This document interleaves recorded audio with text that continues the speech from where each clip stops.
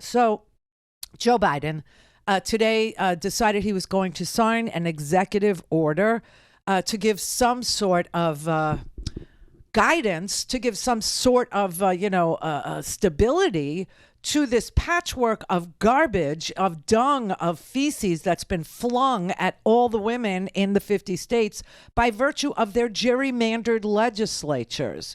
Meaning there's no consistency anymore with regard to what rights does a woman have in this country. I will tell you, last night, something really evil and ugly happened in Pennsylvania. In the Pennsylvania capital of Harrisburg last night, after 11 o'clock at night, last night, in the dead of the darkness, okay, members of the state Senate, which is a Republican-controlled Senate thanks to gerrymandering, advanced a constitutional amendment. We're not talking a piece of legislation that the governor could veto. No, we're talking about a constitutional amendment that would declare that the residents of Pennsylvania, quote, do not have any rights relating to abortion. And also, packed into that little constitutional amendment is you need a voter ID when casting a ballot anywhere in the state.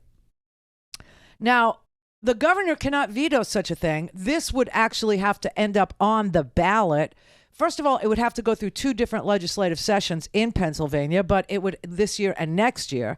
And then it would make it onto the primary ballot, a primary ballot in May of 2023 when, people don't really show up to vote all that much. And if they do, show up to vote, then they are, party loyalists. This is crazy. This is ugly. This happened in the middle of the night last night. This was sponsored by a Republican woman from Blair, Pennsylvania, named Senator Judy Ward, claiming this doesn't ban abortions in the state. Yeah, it's a constitutional amendment that says you do not have any rights relating to abortion in the state. Okay. Now, Joe Biden decided today he was going to do some sort of an executive order that guarantees women at least some pro bono representation for protecting their own right to privacy in their own person, because people out here have a very definite opinion on what should happen inside my body, inside her body, inside a 10-year-old's body, inside this girl's body and that girl's body. They're very busy. Can I just express this to you? In America, your rights begin and end where your nose begins and ends. It doesn't have any business inside of me. You don't get that. Not in this country. No matter what your beliefs are, you don't get the right to determine what goes on inside my body. You have to stay outside of my body.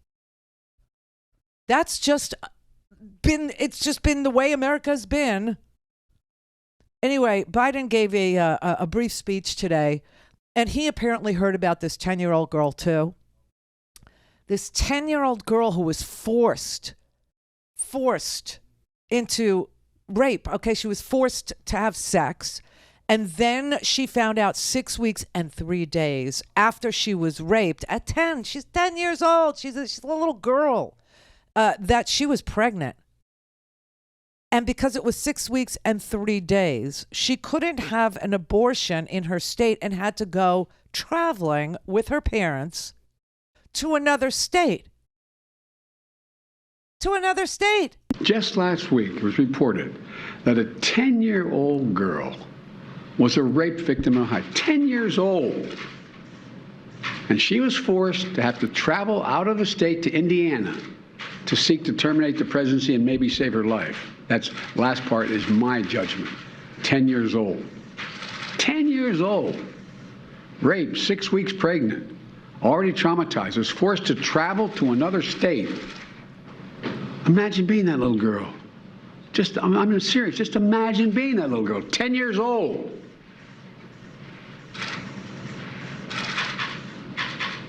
Does anyone believe that it's Ohio's majority view that that should not be able to be dealt with? Or in any other state in the nation? A 10-year-old girl should be forced to give birth to a rapist's child? I can tell you what I don't.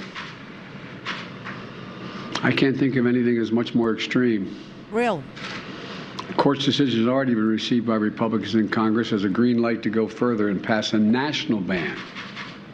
A national ban. Remember what they're saying? They're saying there's no right to privacy, so therefore it's not protected by the Constitution. So it's left up to the states and the Congress what they want to do. And now my Republican friends are talking about getting the Congress to pass a national ban